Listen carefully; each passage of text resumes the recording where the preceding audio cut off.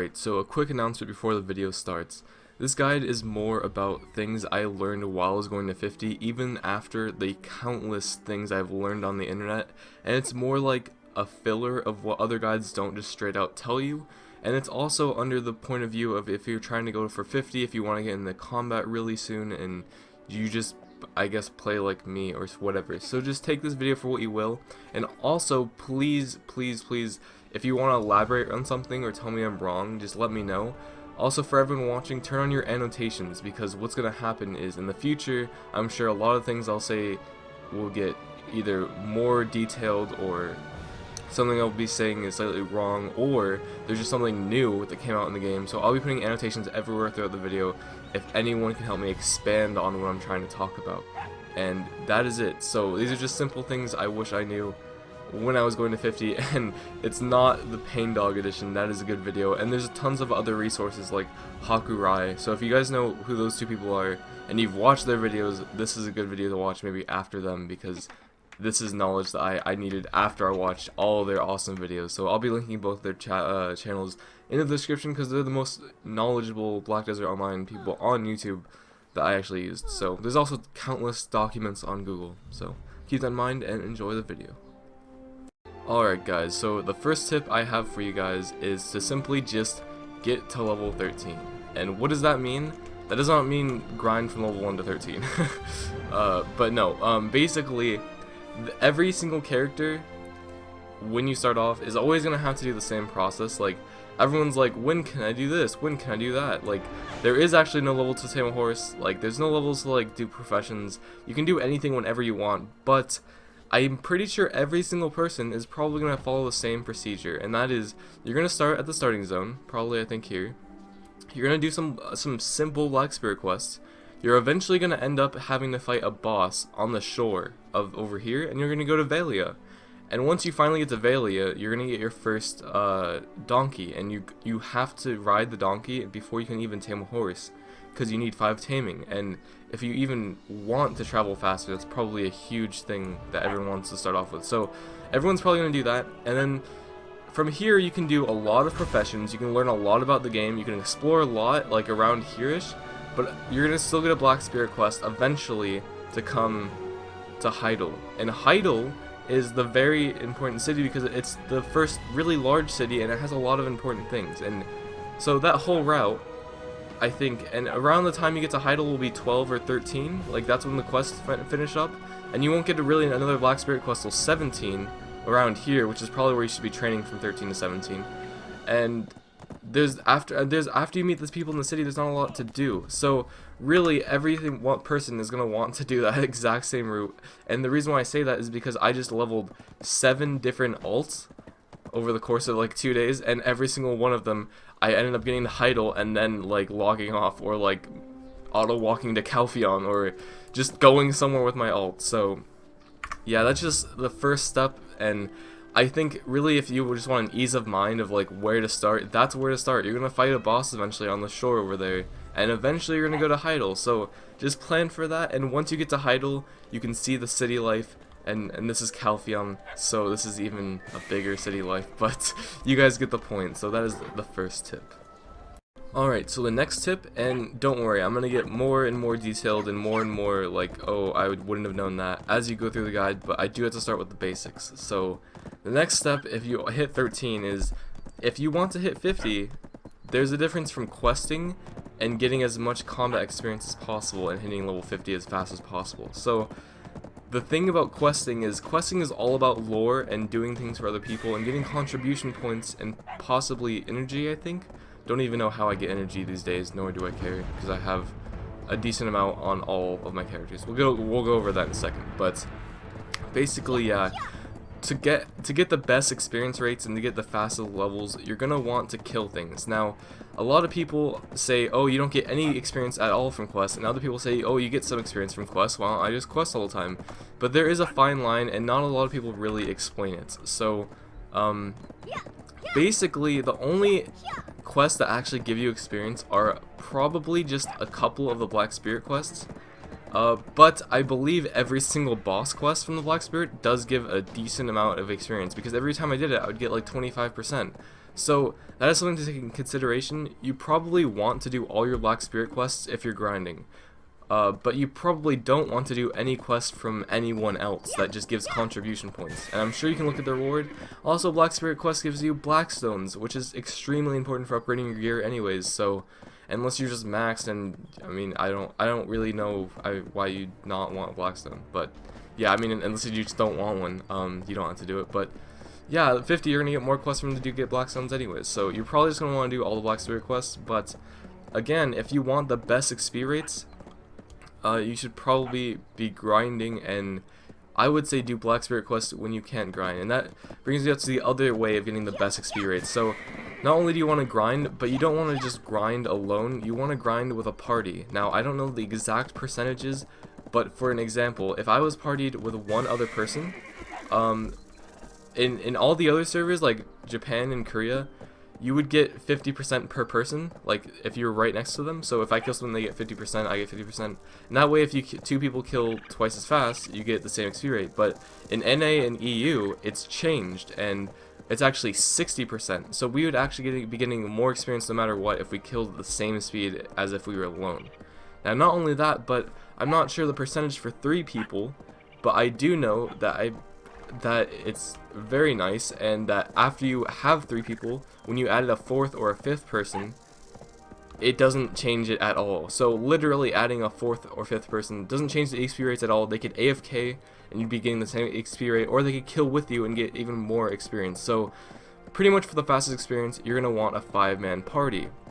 Now the reason why I just brought that up is because it's important, but also because it can be sometimes hard to get a 5-man party. So I would recommend, if you were trying to go to 50 like I was, you grind in a party as much as possible, save your EXP scrolls for high levels, and I'll say the levels in a second, and just do that. But when you cannot find a party, do the Black Spirit quest. There's going to be times where you can't find 5 people, I'm sure. And I mean, if you get to 50 and you just want to do all the Black Spirit quests, then I go for it, I guess. But you're eventually going to have to do the Black Spirit quest, because you can't hit 50 until you do a 49 quest from the Black Spirit, which requires, I'm sure, probably the boss quest or something. I just got it instantly, but I believe there are Black Spirit quest requirements for that. So yeah, if you just do all the quests, and no, you don't have to reach 100 energy or 100 contribution points to hit 50. That was another question I had. Obviously you don't, because I haven't done that yet. But yeah, there you go. That's how you do it, and that's the best XP. So next tips will be coming in a second. Alright, so tip number 3, or, well, I don't even know why it's numbered anymore, because these are a bunch of tips, but these are just a couple basic things that I just couldn't grasp. So the first thing is, do you sell everything? Like, even at low levels, and like, when do you invest your points to get more loot? Because when you sell things, and I wasn't quite sure when to start all that, and basically, you probably just want to vendor things. You can see, like, anything under a K I would just throw away now. Some things like birch timber could be useful. It could be useful. I mean, if you're into crafting, maybe it could be useful. If it sells for a lot, maybe you could sell it. It's only 150. Meh, I don't know. But things that you do get that could be worth a lot, do you sell it? Do you put it in an auction house? Is it like a complex auction house? How do you even know the price? Because like, most auction houses in other games, you'd probably have to put your own price in and figure out how the fuck am I gonna like figure out a price for this, and is it ever gonna sell? But no, in this game all the prices are fixed, and basically if you see the marketplace, it says high and low, and it also says the price below, meaning if I sold to a vendor, I would get 18k because that's the price on the below, and then on the high and low it's 250k or 190k. Pretty much, I'm just rounding there, but you can see the difference. So if I sold in the marketplace and I put it as low as possible, it would still sell for 189, and that is fucking amazing. So basically, yeah, if you see something with a crazy marketplace value, then yeah, sell it on the marketplace. Even if it warns you, if it only says like a K, you're only gonna be making a K plus probably whatever the taxes are. And yeah, so I would say you're safe to vendor or throw away most everything below 25. At 25, you'll probably start being able to loot blackstones and maybe decent armor that could sell for some. And after that, I mean, I moved spots so fast going to 50, I didn't have to worry about nodes. But the next thing I should talk about is nodes, because nodes let you get more XP and, or no, not XP, but drop rates, and I think kills them faster or something. It does a wonderful amount of stuff, and you can see I have some connected, but the only time I actually invested in nodes was when I was about to hit 50, and that is because, like, I don't even know, Kaya? It's the place, the home of the catfish, and these are for 45 plus. I think I got it like 46 actually. But yeah, so this is like a very nice place, and you can see you can invest energy, and it gives you the goodies, and pretty much just gives you super good loot, and you can make a lot more money off of it, and yeah, it's super awesome. So I've been doing that. Now the thing is, I've never been able to stay at a training spot for more than a couple hours, so putting points into nodes for me on other training spots literally were not worth it in the time I got to 50. But from 45 to 51, it's going to take forever for me to hit from 50 to 51. So, and also the fact that all of my characters are going to train here from 45 to 51, possibly even higher, and the fact that it has tremendous black zone drops, it's a no-brainer that you should just invest in this. So I didn't really quite know where it was or when I should invest it, but when I got there, I did. And maybe you guys can go there before you even train to get it early. So the other thing is, you can see I just invested all my energy, and I have 82 energy. And another thing is, you can invest nodes with your other characters, even if you've never been there, even with their energy. So yeah, I have 8 characters now. You can see all of them. But of course, these are like not the best representation, but we're just gonna go to Magic Girl over here, and hopefully this doesn't take long, but I'm just gonna show you her putting her energy in. Alright, so we're back. I just decided to cut out the loading screen, and you can see here I have 47 energy on my other character. So basically, yeah, I can just go over here, click the same node, click invest, and keep going. And there we go. And I can do that with every single character. I'm pretty sure I can level up my node right now. I'm going to do it right after this video, I swear. But, yeah, for now, that's fine. So, one last tip for the tip number 3, because they're all, like, basic things, is in your house, you can get a chest, and this chest goes to your storage. And, this is super useful, and Paindog talks about it, and it's pretty awesome. And the thing is, you can go to any storage, and, something else I didn't talk about is you can find any NPC. So I didn't know this for the longest time, but you can find any NPC by just clicking this, and you can click what you want and right click it. Holy shit, I wish I knew this. But basically that chest was going towards my storage, so right click storage, that's where my storage is. And if you go to the guy that it's taking me to right now, you can rent a storage container like what you just saw, that chest, for 10 contribution points. That's a decent amount of contribution points, but it can be worth it. Now the thing is, it goes directly to your storage. You can upgrade your storage with houses and stuff, and permanent storage upgrades and stuff. That's all dandy. All the storages for different cities are different, if you didn't know. So that's one thing. But the one thing that I was shocked about, and which was interesting, is in Paindog's video, I believe he talks about how you can rent a chest from like Heidel and take it to some other city, and like a different city, not just a town. I thought you could take it to a city like over here, and vice versa, so you could trade stuff back and forth. However, I'm not sure if you can do this in Japanese. I'll probably have to test on my other account when I have time. I've just been too addicted to the English one, obviously. But in this game, it does not work. So this chest, actually, that we were just looking at, this one I bought at Calpheon. Literally, I got this one at Calpheon. Unless I'm retarded and bought 2 somehow and got mixed up and like had to be on drugs or something, I'm pretty sure this is the one I bought from Calpheon. And I go to both the storage people, and I could rent another one from both of them. So I think you can just rent unlimited, I guess. Obviously, there are a lot of contribution, but I do believe, however, if you get a house, if it's even possible to get a house, is it even possible to get a house that's not in a city? That's the thing. I don't know. I don't know when it would be useful if you can't do the cross cities. Maybe I'm just glitched. That's the other thing. Well, if someone can correct me, then I'll put an annotation, but I believe you cannot do that, so it makes it a little bit less useful, and in my opinion, I don't know, but it is there, and also you can get cooking utensils for your house and stuff. That's what that is. I'm just gonna tell you since it's there, because I'm gonna get questions. But yeah, if anything, if you guys want any more basic tips, let me know. I can answer anything in the comments, but I think I've covered basically everything that was really important to me that I didn't know. And I just want to go over it again. The NPC thing, this is something I really did not know at all, and I realized that on my other characters it's not right away.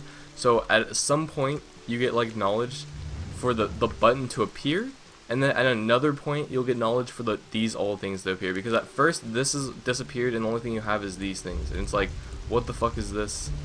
What the fuck? But eventually you get all of these buttons, and I'm pretty sure you just get it when you get to Heidel and you like do all the stuff, because the only character I don't have this on is like my alt that just ran straight from Valia to Calpheon.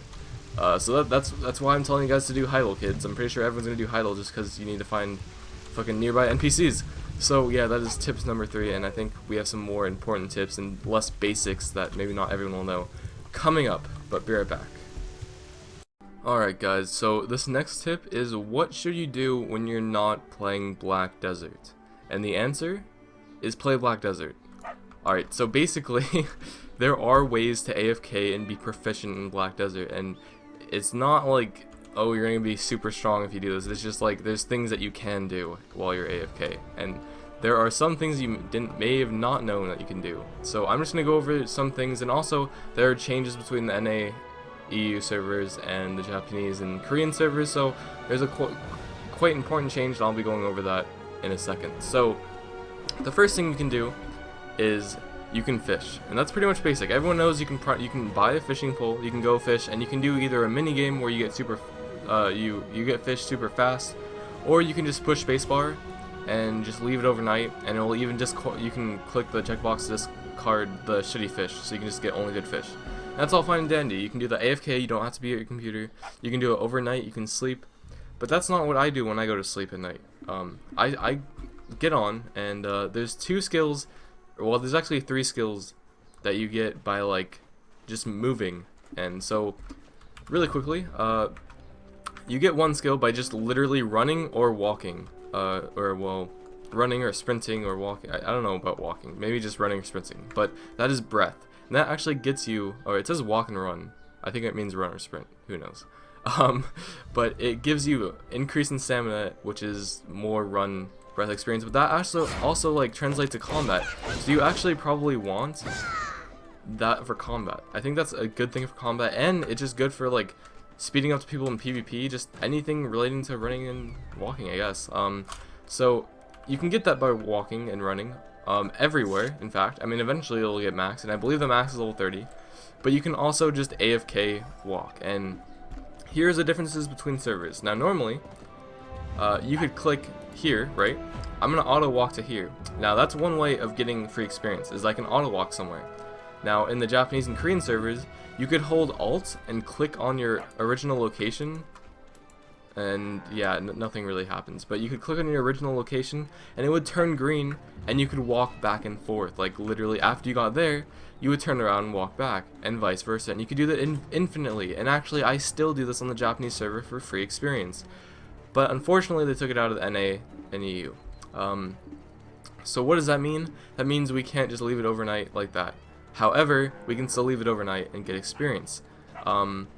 So really quickly, and now I'm over here because normally, I don't know why I walked north, but normally I go in the comfort of my own home, because the way I do it is not guaranteed that you won't like bump into things, and if you go out here, you know, you might bump into people, or they might like corner you in a wall, or you might end up there or something. But I'm not sure if I've been getting stuck at all. It doesn't seem like it. The only time I ever thought I was getting stuck was when I was in a rush and I had to stop it anyway, so I couldn't test. But there have been several nights where I've done it, like where I have gotten full experience, and there's some nights where I think I just get disconnected or something early. But basically, let me turn on my hand cam here. You have a controller, you go into options, and you turn on the gamepad mode somewhere, and where is it? Game? Yeah, use gamepad. Oh fuck, there. Just want to show you guys that. So you have to enable that, apply whatever, then you should be able to move this with the gamepad. And yeah, basically if you have a cord or a rubber band, either one works, but I have a cord. I'm literally using the cord I'm using to plug into my computer, and if you do that and then do that, and then I usually just wrap it around, so that's what it looks like. This is the part I'm holding. I just set it, and yeah, so basically This will get you the XP you want. Usually I leave my my window open, but I can't open it while it's moving, so oh well. But just to see the XP that I get. But you can leave this overnight, and as long as you're doing complete circles, you'll get experience. Now, this will give you stamina experience. So I'll just leave that there. You guys know the concept, so I'll bring that back if I need it. But now we're gonna go over other experience. I can't open the door because it's too far. Can you let me out, please? So this is another problem I have, is I've been stuck in my door because my house because of my horse. Fucking okay, brilliant. So now the reason why I love this house, by the way, is because not only do you need it for horse stables, because the increased one gives you horse stables, but that one is residence right next to a trade manager, right next to a stables in the most famous city, Calpheon. So if you want the same house, I wouldn't argue against you. All right, so I need 10 minutes. Oh fuck. So basically, what I was gonna show you is how you train the skill strength. And now the reason why strength is important is it increases how much you can actually carry by weights. You're limited on weight at all times, and mine is level 11, and that's from 2 nights of doing this AFK training. The concept is the exact same, but when you trade this guy, you have to buy enough items to go overweight, and you'll get a backpack. And I'm actually going to show you that in video, so don't worry. But I just want to let you know that the controller configuration is exactly the same as the running I just did, so I'm not going to show you the video of me setting up my controller again. It's the exact same thing, just with a different backpack. So I'll show you me buying the thing and getting it in just a second. Well, for me it's after the video, but for you guys, I just gotta show you guys really quick. If you guys talk to this guy and you trade him, I just want to show you to get the backpack, all you have to do is buy something from him. So take 1. Alright. It's gonna say required weight, available weight. I think it has to be higher than your available weight, so that way it makes you over encumbered. So if it's not like red, or if it's not like above, maybe just click this and add a number. That's normally what I do. Like sometimes it takes 2 of them. Usually they're really fucking heavy, so it's fine. You purchase all. Of course you're gonna waste like 3k silver, or well, yeah, whatever it's worth, but that's fine with me. I mean, it's worth it for what you're gonna do. Purchase all, and it says your mount is nearby. Do you want to put in your mount? This could happen if you have a mount, obviously. And no, you do not want to put it in your mount. Sometimes it doesn't ask you this if it's not nearby, but blah blah blah. It says, do you want traded items in your inventory? Yes. Now you have it in your inventory. If it accidentally, goes in your horse, you can actually go to your horse and go in its inventory and take the items out and put it in your bag, and it will have the same effect. It'll give you this backpack, and you'll walk super slow, and the more items you have, the slower you walk. I don't know if the more items you have gives you more experience. I actually doubt that, but that could be a thing. If it is, I'll put it in an annotation. If not, probably don't worry about it. But yeah, then I proceed to walk to my house again to make sure I don't run into people or some item doesn't like obstruct something. But now you do the same exact thing overnight. You're gonna make smaller circles, but you go in circles again with the controller, and you'll get decent experience. Now, one last thing I should add on is to get rid of him, you just like do that. There, it's gone. You might be able to sell it back. I don't even know. And walked out of my house again. So the last thing is you could probably AFK taming, and taming is what you get when you ride a horse. Now, I was gonna make a super like awesome detailed guide on how to get free experience for your horse, like how to pretty much ride him and get experience. And not only does riding him give the horse experience, but it gives you taming experience. So it gives you both training. My bad, not taming, training. It gives you both experience in both. So just from riding it alone can be useful. And leveling up the horse individually makes it better for breeding and unlocks skills for your horse. Leveling up your training makes it better to tame horses, and I think there's other things that you can get from it. I don't really know. So my guide was actually going to be running in circles over here. I found a way to auto path in circles with my controller. Unfortunately, did not give me any experience. So there is actually no way to AFK like horse riding right now because you can't auto path. The best way is to like travel long distances, like all the way across the map. But even if you could do all that, you're still gonna run out of stamina anyways, and that's only about 15 minutes to 20 minutes of running, so it's not that big of a deal. I figured I'd include this because this is kind of like AFK training along with the running. And in the Japanese and Korean server and stuff, you can just auto loop and it would be an official like AFK training method. But yeah, even running in circles over there did not give me any experience. So unless I can find some way to get experience, like a loophole or something, I don't know. But going from one location to another does give experience. So just going back and forth through autopathing, click there, click here, click there, click there, it does give you experience. So there you guys go. On to the next part. Alright guys, so we're going to finish the video with some kind of very specific advanced knowledge. So this is for everyone that stayed throughout the video and maybe they're on their way to 50, or maybe they just want to know what it's all about. So you may have noticed my gear, and obviously I'm not the best in the world, and I'm not giving you tips on like what you should do after 50 and like all this like god tier stuff, because I just got to 50 and I'm just doing all this stuff. Right now I'm working professions, I'm working on questing. There's so much stuff to do. My guild is still building up. We haven't done really anything very exciting yet, but we've done like a lot of things. Like we got a lot of 50s. So yeah, there's some very specific things, and like just a couple of things I just want to go over. So really quickly, at level, I don't even know what level, but like I want to say your 30s, you're gonna get a quest to get a Bastier weapon, or you'll probably be 430, but you're gonna get a quest to get a Bastier weapon, and it's gonna be a green Bastier weapon. Then later on, you're gonna get another quest, and it's gonna like say upgrade your Bastier weapon, and then it's gonna like say take the Blackstone out of your Bastier weapon. So you're gonna like enchant it, then you're gonna go to a blacksmith and take it out. And the thing is, it's teaching you that when you take one out of a weapon, it breaks the weapon completely. And he's gonna reward you by learning this by giving you a blue Bastier weapon, and like, so that way you know like not to break your stuff unless you really need it, and he's gonna give you a better one anyways, so that way you didn't just break the weapon. So some interesting things. Once you get the blue Bastier weapon, you're probably wondering, should I upgrade this? Should I get a different weapon? What weapon am I gonna use at 50? Blah blah blah. And then a couple quests later, you're gonna get another blue weapon, and in my case, it was actually stronger than my Bastier weapon, even with my Bastier weapon upgraded. So something I didn't know, and I wish I did know, and this is just my mistake, but it's probably something that someone may find useful, is the Bastier weapon could be enchanted to like +7 or plus whatever. I think it had, I don't know if it had a limit, but I know it was at least +7, which is the standard anyways, and you probably wouldn't want to upgrade Bastier +7 more higher than +7 anyways, and I'll go over that in a second. But the point is, you could, and so I was like, I'll just extract the stuff from my Bastier weapon and add it to the new one because it's stronger.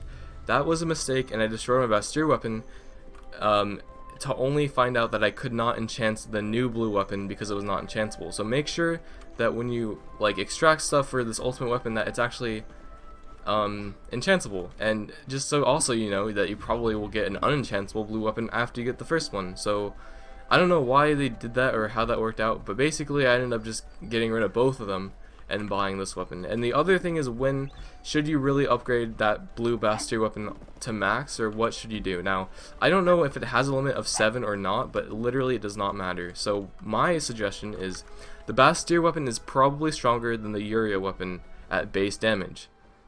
Maybe, I don't even know if that's the case, but basically everyone's going to talk about Uria weapons because they're cheap to get and they're the best for PvP. That's not super fucking expensive. There's only one weapon better than PvP than Uria, and it's one that only drops from boss monsters. Super expensive, probably super hard to upgrade anyways. So I'm going with Uria for the long run until I really get a good understanding about this game and feel like I could get a, if you want to know what it's called, Liberta weapon is the highest tier weapon.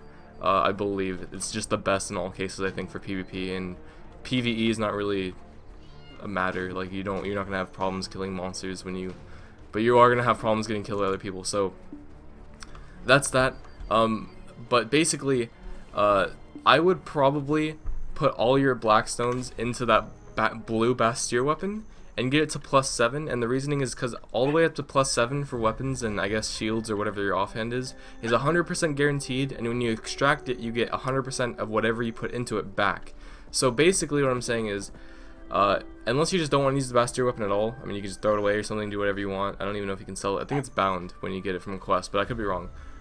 But I would get it to +7 just for the time being. Maybe you don't have a Uria, maybe you're getting it later, maybe it is weaker and you're just using it for the time being.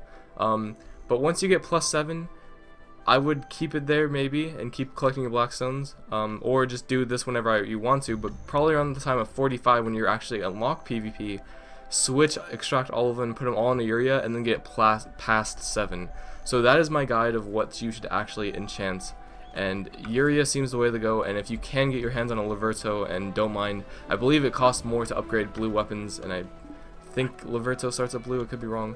But yeah, just make sure you do that. And another thing is Uria, you can upgrade to blue, but again, it costs more and stuff. So get to 15 plus 15, and possibly if when they release it plus 20 before you upgrade it to blue, because it will just cost a lot of extra shit that you don't need to do. So I'm keeping this green until plus 15, and if they haven't released plus 20 yet, then I'm making it blue probably. So that is the plan. And yeah, just something I didn't know. Like I was kind of confused about all the weapons. I knew about enchanting and stuff, but I didn't know like the weapon wasn't able to be enchanted, and I didn't know if I shouldn't like get plus 8 on this one. I kind of considered it for a while, but that is my honest opinion. And yeah, just Bastiers, it's not, you don't mess up if you put points into your Bastier weapon, because you can always extract it. You only mess up if you like get it higher than plus 7 and then want another weapon. Like that's when you kind of like, but you should know the consequences by the time. So that's enchanting. And the only other super advanced tip I have for you is the leveling. So I could make a level guide of where you should train from 1 to 50, right? And that's not what this guide is, obviously. You should already know that by now. But there are a ton of them out there, and there's a ton of maps that show you like, oh, this area is from this level to this level, and you can basically go to that area at any of those levels and get good experience. That's how all those maps work, and you can use all of them. There's tons of different places to get trained to get the same amount of experience. So really, I would just do that, but if you want a really good guide, look up Hakurei's 1 to 50 guide, should be probably the first suggestion, and that one is really good too. Now, the reason why I'm saying this is because there is one thing that I have not found in any guide, and that is the worst gap in the whole 1 to 50 grind, and it's the only gap that I didn't record on live streaming, so it's actually new to everyone that just been following all my stuff, even if they watched all my stream, and that is from, I think it's 38 is probably the earliest you can go there, to 45. Normally from 40ish you would go to chimeras, but I found trolls, the things that have super amounts of HP, to actually be better experienced than chimeras. And I trained at trolls from 38. I went to chimeras. I went to 4 different parties in chimeras, and I eventually came back to trolls after not even gaining a level at chimeras and having really slow experience parties, even when there was no one there. Back to trolls to 45, and then just straight to catfish. So catfish, if you didn't know, is the best experience from 45 higher. Everyone should know what catfish is. Even at 50, you still train at catfish. So, and it also has super blackstone. That's like, I should do with the nodes. You guys should know what catfish is. But before then, at 38 is probably the earliest you can go. Is, I don't even know where it is, but trolls. You can look it up. They have super amounts of HP, and the reason why they have a lot of HP is because they're just badass, I guess. But the reason why I'm saying that is because you definitely do not want to go there alone. Only go there with a party. Only like get a party of 5 people that are all participating, and I think trolls completely bypass chimeras and anything else you experience from 38 to 45, and it'll make the experience a lot easier, trust me. And also your EXP scrolls, one last tip, for getting 50% XP, this is the best scroll. You probably get this from leveling up your main character, whatever. The 10%, not that bad. You can use them right when you get the 10%, because usually they're only for 10 minutes, but 50% for an hour, that is a ton. You may be wondering when to use it. Probably the slowest XP like levels is like 43 to 45 is probably really fucking slow.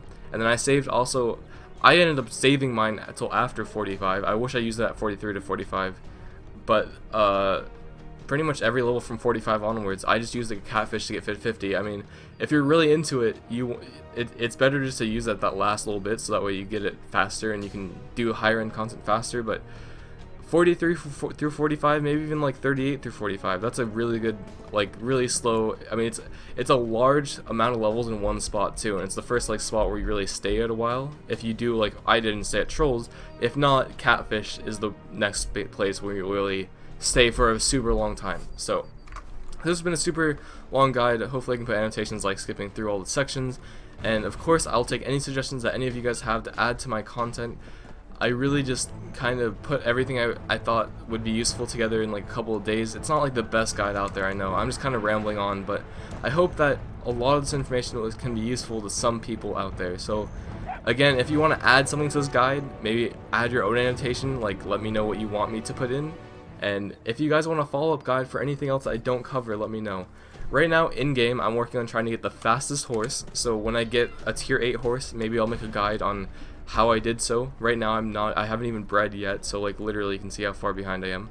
But it's a fucking huge process, and I'm pretty sure I can get a T8 horse pretty soon, and I'm also going to be trying to get some guild footage in. So if we go to Guild Wars or something, I'll probably live stream or something like that. And yeah, I'm sure I'll do more guides in the future and probably more just basic tips. Hopefully this video wasn't too long. It's pretty damn long now I'm looking at it, but yeah. Hope you guys enjoyed, and see you guys next time.